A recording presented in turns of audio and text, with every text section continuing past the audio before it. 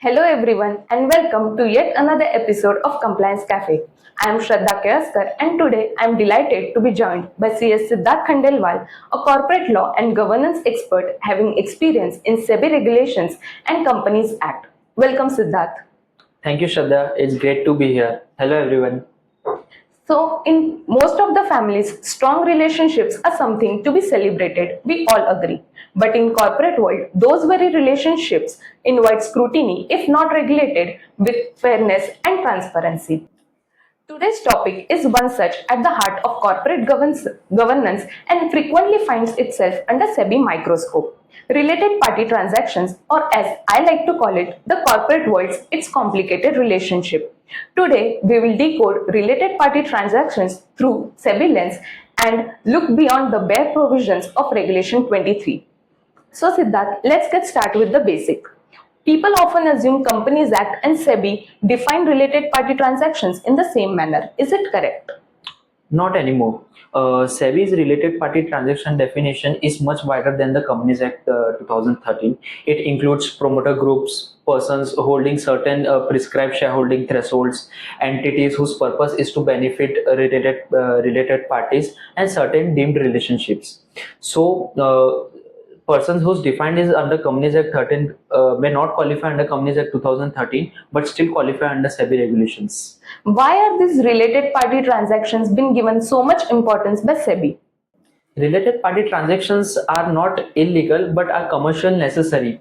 The concern arises because every related party transactions may not be at arm's length basis, but however related party transactions may derive undue benefit out of it. So to ensure transparency, SEBI has introduced this regulation. Looking from a SEBI point of view, can transactions with an unrelated party still come under related party transactions? Yes, in most of the cases, the purpose of the transaction is to benefit the related party transaction. So in that cases, SEBI is also treated as a related party transactions, even though the parties are not related to it. So in the purview of this, the SEBI has introduced the anti-avoidance provisions.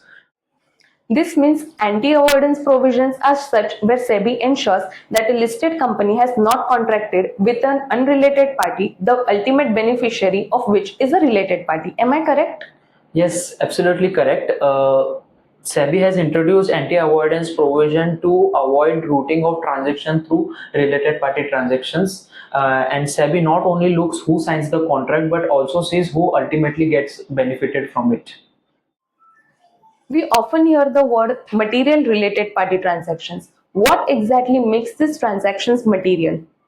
Material transactions are those transactions which exceed certain limits as entity is 20,000 crores, and the transaction whose value exceeds 10% of the annual consolidated turnover shall be deemed to be as material related party transaction. Further, in recent amendments, SEBI has introduced the concept for material related party transactions of SME listed entity as well, in which if the transaction exceeds 50 crore rupees or 10% of the annual consolidated turnover shall be deemed as material RPT for SME listed entities. I have a doubt here. You said that SEBI has already prescribed some materiality thresholds under Schedule 12 of the SEBI LODR. However, it has also placed a great responsibility on Audit Committee to determine materiality and disclose it as a part of RPT policy of the company. Then why is there such a difference? Yes, your doubt is valid. SEBI has mentioned the limits under the Schedule 12 of the SEBI LODR regulations. However, it also requires audit committee to formulate a policy on related party transaction and also to determine the materiality of such related party transactions. But it does not mean that audit committee shall prescribe certain material related party transaction other than those specified under the Schedule 12 of the SEBI LODR regulations. Further, to calculate the annual consolidated turnover, it should calculated on the basis of the latest audited financial statements. Means basically the SEBI has prescribed the minimum criteria and the audit committee should adopt the best criteria which suits its company. Yes, surely audit committee can formulate a related party transaction best suited to the company, but it should not be more relaxed rather than it could be stringent though. Got it. Means SEBI is just doing the work of formulating the law and the experts have to apply it. Since we are on the topic of material RPT, please tell us if a transaction by a subsidiary of a listed entity to which a listed entity is not a party can be still considered as related party transaction. Definitely. When a subsidiary company enter into a material related party transaction and where a listed entity is not a party to such transactions and the latest audited financial statements of subsidiary is not available, approval of audit committee of listed company is mandatory if the value of the transaction is any of the lower of the following two amounts. One each is 10% of aggregate of paid up capital and securities premium of the subsidiary financials, or the amount threshold limit of the material RPT as mentioned under Schedule 12. So the test is simple. You check your limits, you check your policy, and if you fall within the purview of Regulation 23, you disclose it to the stock exchange. I'm sure our viewers must also be having this question in mind. What if an audit committee has insufficient information or no detail about a transaction? Can it still give its approval under the Omnibus approval? No, SEBI has prescribed certain information that needs to be placed before the audit committee.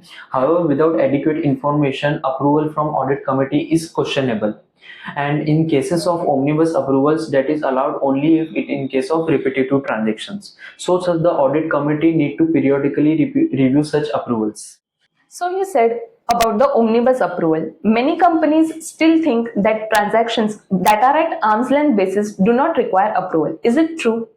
Yes, it is true under Section 188 of Companies Act 2013 in many cases. However, under SEBI LODR, such transactions also requires approval from audit committee and shareholders approval depending upon the materiality. This is the biggest practical differences.